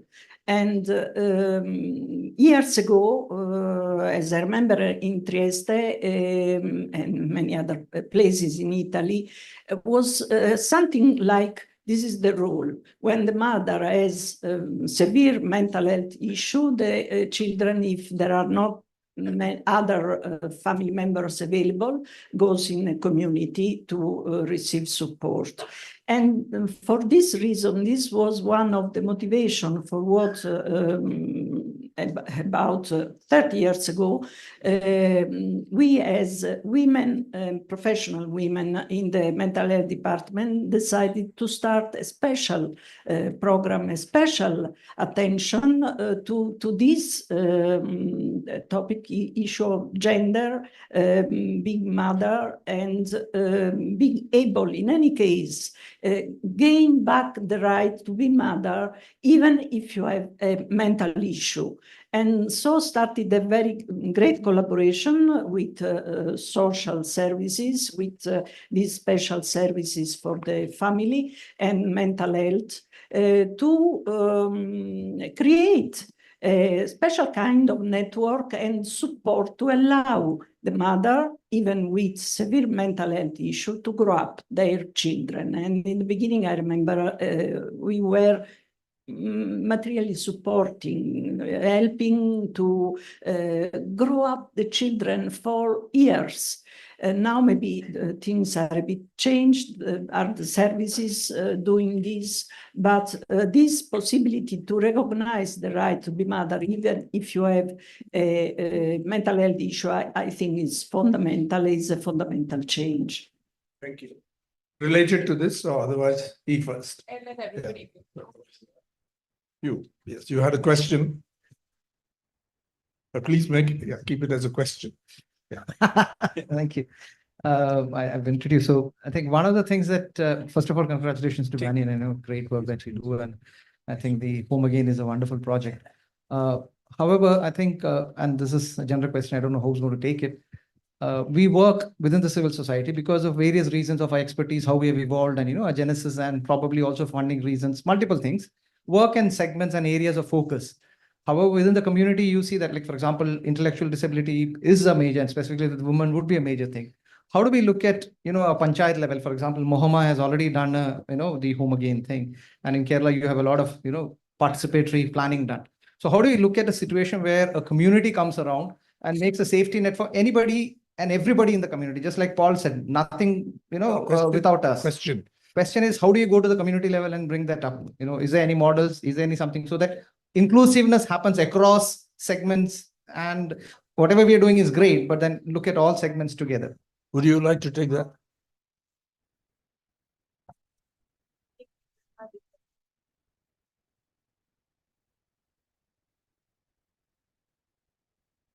Can I just get the question again?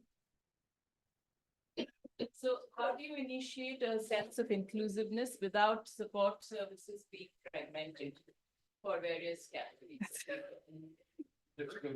Yeah, it's a very difficult question. And can we do it at the panchayat level? So I think there's a reason why it's happened in Kerala, but that's also because of the way the panchayati Raj system and how it was envisioned and the way it has come in Kerala. I think Chitra would actually be better placed maybe to answer this question and talk a bit more about how it was done there and what we should perhaps do differently. Followed by Mr. Vijay Anand, who will be speaking full Yeah. talk for 15 minutes only on this subject. Yeah. And I think I speak a bit about the panchayat. Yeah, sorry. I think the palliative care movement in Kerala has been responsible singularly to bring this change in terms of how inclusive and proactive care can be given in the community. And I think Mehak also started looking at mental health in that way, because I was with palliative care from the beginning in Calicut, early 2000s. So you kind of start including, so it started for cancer, but then now when you look at palliative care, it includes all chronic illnesses and now mental illness also. So I think that inclusive approach of palliative care has helped Kerala. And since the government of Kerala has also made a palliative care policy, every panchayat has to do a palliative care program with the auxiliary nurse and the ASHA volunteers and the health services in the primary health center. We are actively involved in palliative care. So they are open to including mental health also.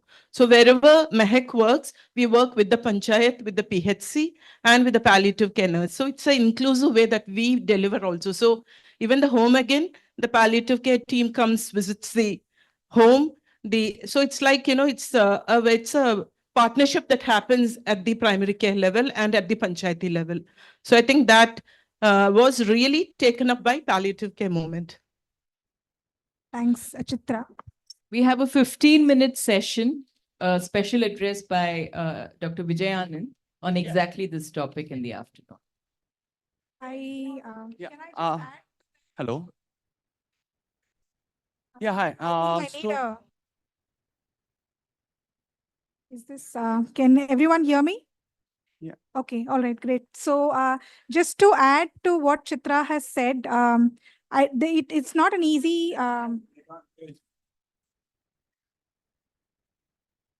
to just add to what Chitra says, I think one of the ways in which we have been working with the community in terms of building engagements and making incremental progress towards community inclusion and active participation of different stakeholders in the community, including the panchayat or perhaps the urban ward, is through our community mental health program. And this is something that is also part of the next phase of Home Again, where we are trying to build village councils. So we already do it in our urban context, as well as in the rural context, where we have a coalition of grassroots level stakeholders, which can include different people who work in that particular village or in that particular panchayat context, and they call it Naidal.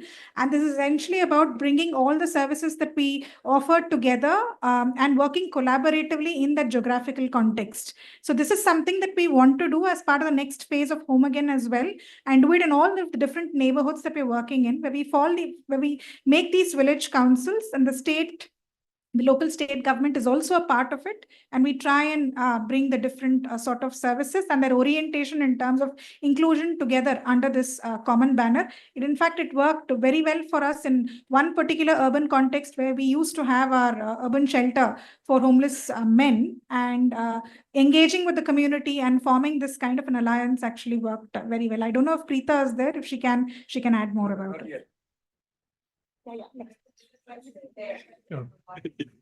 No, before that.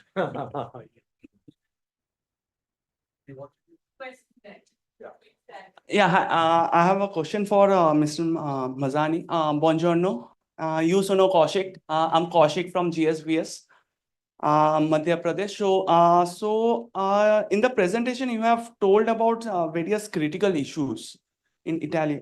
So how are you handling that? And if it is handled, like, I know it is most of the critical issues are from the government side. So how is it how are you handling those issues? No, it's too broad a question. Specify what issues. Yeah. Okay, so specifically, I wanted to know what are the one or two steps you are taking in consideration for like minimizing the critical issues. What do you mean critical issues? In the presentation, it was there. So like the government administration. Satisfied with the question? Yeah. Grazie.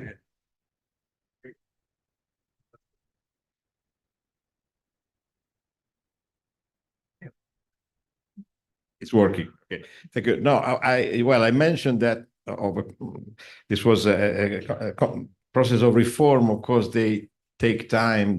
Otherwise they are not real reforms. So, and the Italian one is a typical example. But of course, still considered to be an experiment. I think this is not anymore an experiment. The reform was completely successful. And with astonishing results. For instance, I just mentioned that the reduction, Italy is the only country the only Western country which has declining number of compulsory treatments, which is going on despite the impoverishment of current impoverishment of services due to the financial crisis and international occurrences, etc. So the positive side is established, is achieved. Of course, what are some of the mistakes that we have to learn from, also for other countries? For instance, that if you don't, some of the example is that the Trieste model was not taken as a national model, also because it was such a radical interpretation of the deinstitutionalization process, which also put some criticism on the current psychiatric way of managing mental health care. And of course, there was some resistance.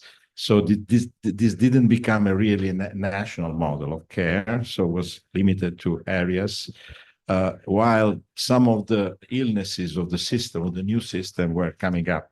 I mentioned residential care. Residential care is one of those because it's an increasing number of people in small units in the community. You don't have to think about wards, but these are community dwellings where people live together, typically group homes or small therapeutic communities, let's say, in some places. These are run mostly by the private sector, the social cooperatives and private sector, but linked to the mental health organization of services in a way. So they are growing because the community services don't have sometimes the capacity to deal, particularly with people with long-term conditions, difficult behaviors in the community when they adopt a typical outpatient style of work. So they stay in the offices, they wait for the patients. If the family can contribute, they are welcoming, but otherwise they leave the patient in their homes while the situation is deteriorating and becoming worsening and more complex, etc.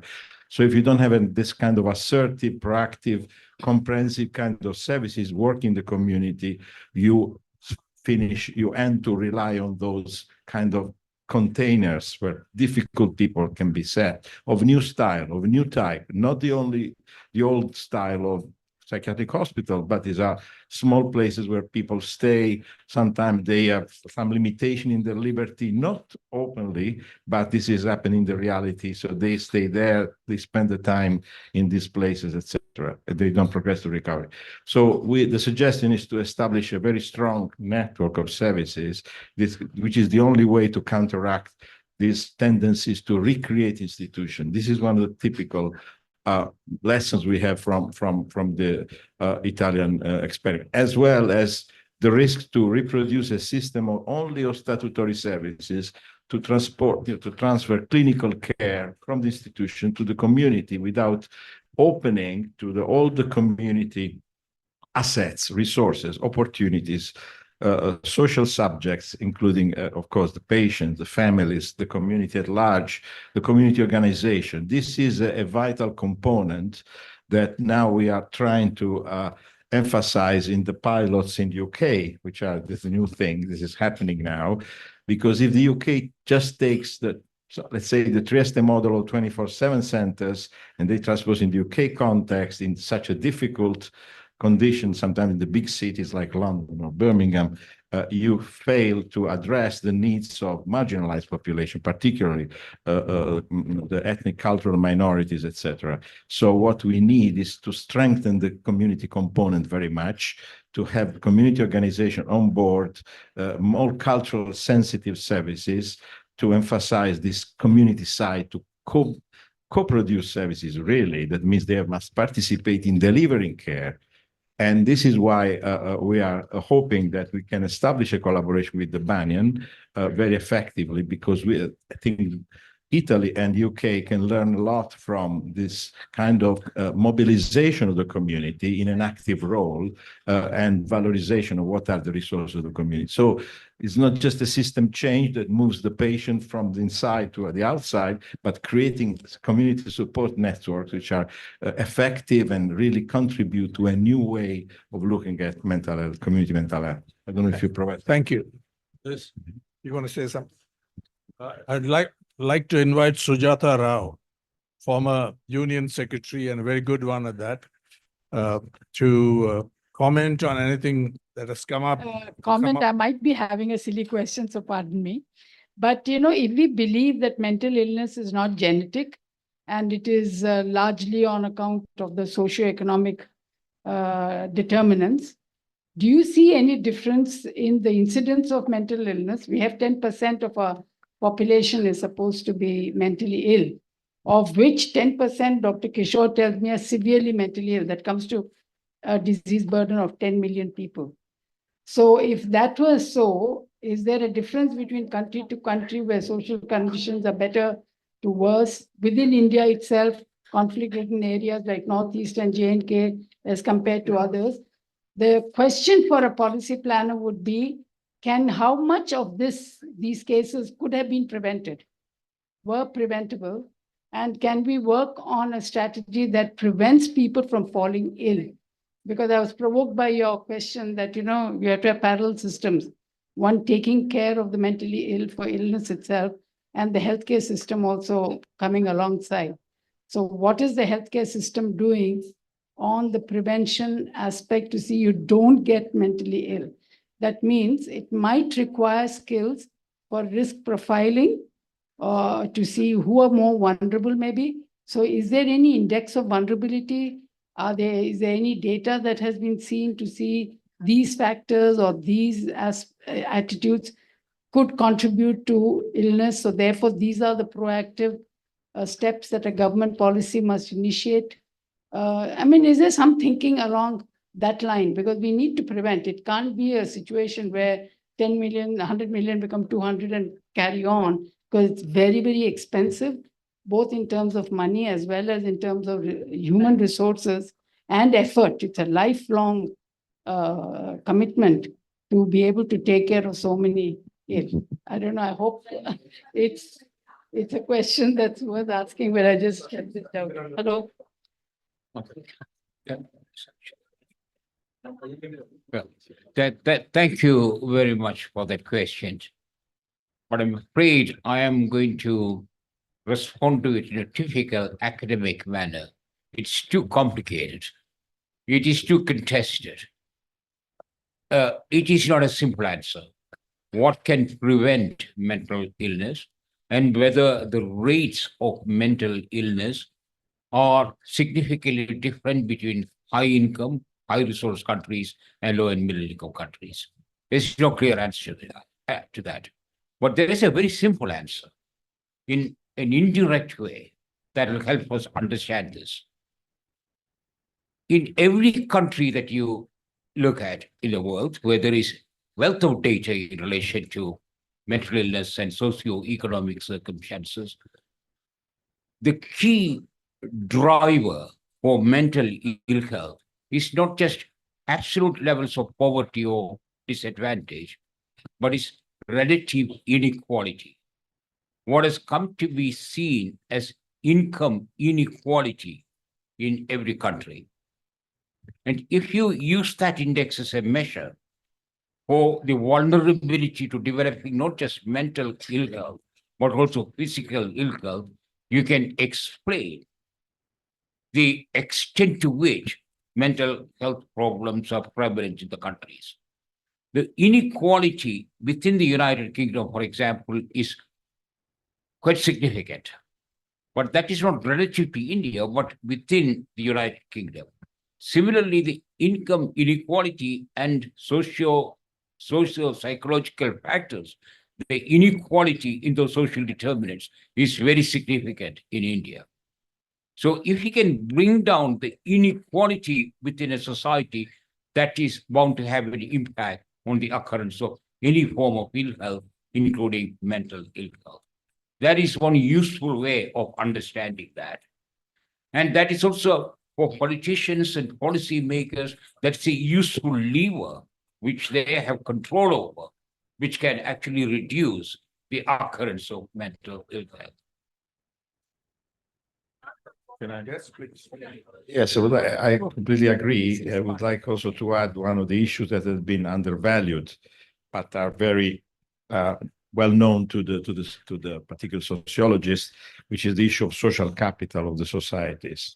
This is sometimes underestimated. It's also difficult to be measured somehow. There are many attempts and many studies, but it's difficult.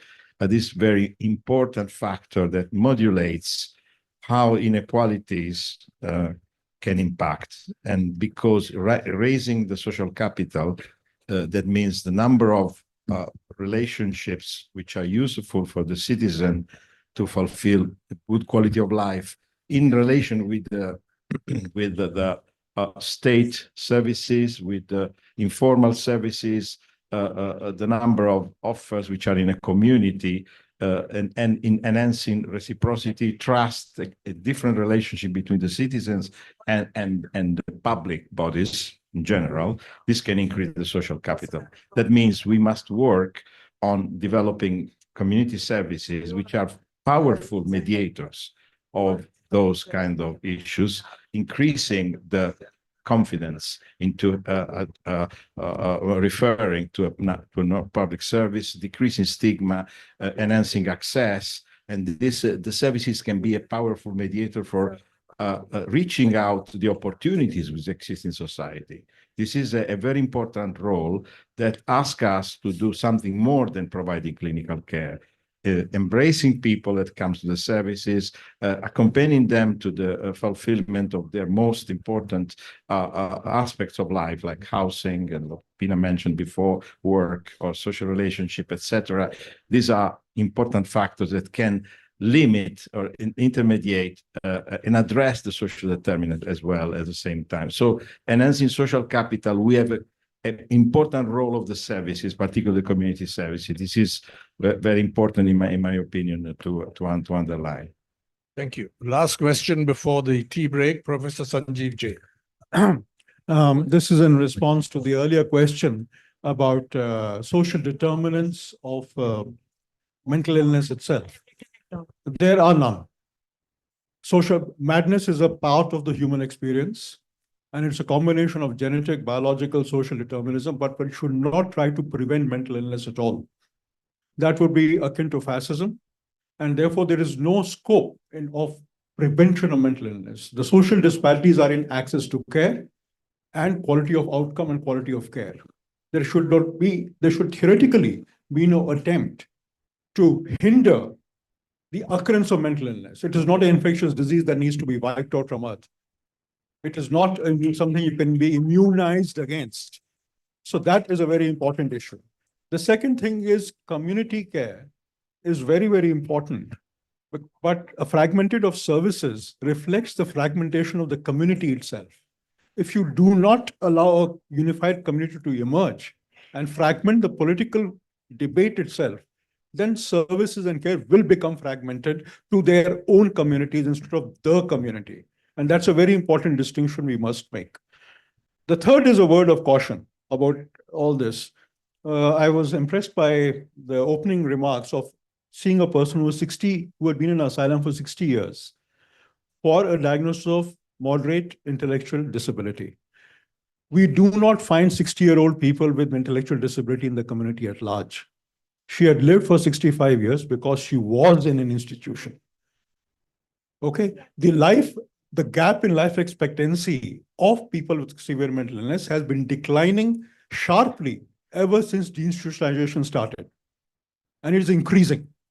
So the fact that deinstitutionalization has increased mortality, may have reduced morbidity, is also a fact that we have to keep in mind. And therefore, improvement of the quality of services is of paramount value in this dynamic time. I wish to point out that the first observation would have shocked many of you. It's a he's considered it's a considered position, but I doubt that many of the academics as well as the practitioners who are here are going to accept it. And I'd right away like Vandana wants to add something, and then Professor, this will be the very last response in this session before the tea break. Yeah. So I know it's more like lunch break, but I think we're in the flow, and therefore I just want to continue with. So I completely agree with Sanjeev, because I think that if on the one hand we're talking about departments of math studies, we're talking about math pride, and we're talking about celebrating the mad identity and community inclusion and neurodiversity and different kinds of people being together within an ecosystem, then we cannot, on the other side, talk about preventing exactly that. Therefore, I would think that whatever is to be, and how best one offers services should be studies that you take on under mental health, psychiatry, but also sociology, humanities, and the social sciences. But what you can do is try and prevent distress and loneliness and all the social phenomena that are associated with mental disorders. So if, for example, deprivation or oppression or exclusion or segregation are associated with the state of disability and psychosocial disability in particular, or in general in the life time of any individual, which is a statement of inequity, then that ought to be prevented. And that is a form of social injustice. But I feel this itself cannot. But I have another very specific question. I think this will lead to a really large debate and a heated one, is everybody has spoken about transitioning from institutions. And I completely am in agreement with miserable sets of institutions that provide spaces, but not spaces of healing, where people are perhaps living longer, like Sanjeev says, but not well. So they could be we have seen cases of people being in the nude, where even in progressive hospitals like Kerala, where there are cells and where homeless people automatically, Mr. Ram has seen that, get into cells and are not part of the general wards. Now, this Lakshmi has seen in Maharashtra as well. So if the living conditions in large-scale asylums as a result of the number of people and limited staffing and limited budgets is reduced to people being locked up for extended periods of time, then that's hardly a life. So my question is, if everybody is talking about moving away from institutions, at the same time, we see the need for acute care and smaller units of care, which can be healing spaces, those definitely are needed. So why are we then placing ourselves within this binary of no institution and everything being community-based? No, the issue was not that. The issue was prevention. If you accept mental illness as a natural condition of humans, and you are instructed not to do anything to prevent it, yeah, I find that very difficult to accept. But here, so I responded to that and then moved to the next question. So do I. Yeah, Professor Sashidhar. I just want to raise, since I raised the debate, let me clarify what I meant. Nothing to do with what you said. No, in the sense why it is important from a policy point of view. It's not a question, I'm not saying be disrespectful to mentally, of course they have, but you can't say I have a right to be mad. I could have been helped. I was perfectly sane. I get married and that husband beats me up all the time. There's no food. I'm in great stress. I have come across sex workers who have been driven to sex work because of such conditions. Now, society, like he said, could have responded public policy could have been responded to avert that. So I don't, believe in this that mad people are very happy to be mad. They want to be left alone. I mean, I'm sorry, I don't agree to that. Yeah. So Can I respond? so that please understand where. Can I- Sashidharan, the can I just- long-awaited comment. I shall be brief because these are very serious provocations. I disagree profoundly with those two statements that we should not be concerned about preventing mental ill health. That should be a priority for us. That should be a priority at every level. I am not suggesting that simple measures based on individuals will work, but there is a wealth of evidence to show the more equal a society is, less is the suffering due to ill health. Physical ill health, mental ill health. Societies become healthier when they become less equal. The more unequal a society is, greater the burden of mental suffering and all the consequences that go towards that. If he can strive towards a more equal society, therein lies to some extent the answer to how do we prevent mental ill health. I also profoundly disagree with the suggestion that we heard about a 65-year-old and that person is still alive because of the institution. I did not see any evidence whatsoever that institutions of that kind at any level saved any lives. And the suggestion that deinstitutionalization movement has resulted in increased morbidity and mortality associated with serious mental illness is factually incorrect. Well, there are different ways. Yeah, we disagree. That is why the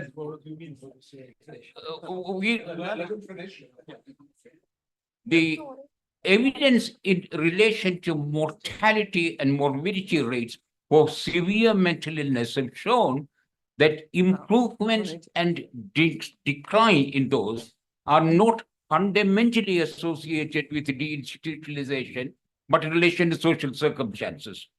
If you discharge somebody from a hospital and leave that person with no care, no support, no sustenance, and if that person then dies as a result, it is unreasonable to blame that on the fact that the person is eventually free. Deinstitutionalization does not mean no service, no support, and hospital meant full support and full care. So we have to actually challenge that analysis that lies behind that. And increasingly in United Kingdom and many Western countries, there is a movement towards reclaiming the hospital, bring it back. The incident that I talked about this morning about a man who unfortunately ended up killing 3 people has resulted in a further resurgence of political interest. Let's have more hospitals. Let us lock up more people. Let us not discharge anybody. If you discharge people, put them on a compulsory order in the community. We should be very vigilant of that. And we should fight and resist that because we have well-established evidence-based models of community care that works well, and suits the needs of the people. Banyan being one little example of that. You're right to reply. Right. Sorry, hope I'm not boring everybody and holding up necessary caffeine input. But the study that I quoted was a countrywide response. It was not a single study. It was general life expectancy of people with severe mental illness. Just like we tracked deinstitutionalization over the decades from the 50s, from the discovery of the antipsychotics, people have been tracking life census data from the US. Can you refer to the study? Can you give us? I can send you the paper. I don't remember the studies offhand. I use it often for my lectures. So it's a published study. It's indexed, and with a little bit of effort, I should be able to track it, but I can send it to you later. It's a standard teaching in most psychiatric ND training now. So I quite realize the fact that in the absence of these services, life expectancy, it's not just the freedom, but it is never just the freedom. Quality services have to be maintained, and no country has been able to maintain the quality of service and has shown very little inclination to invest in it either.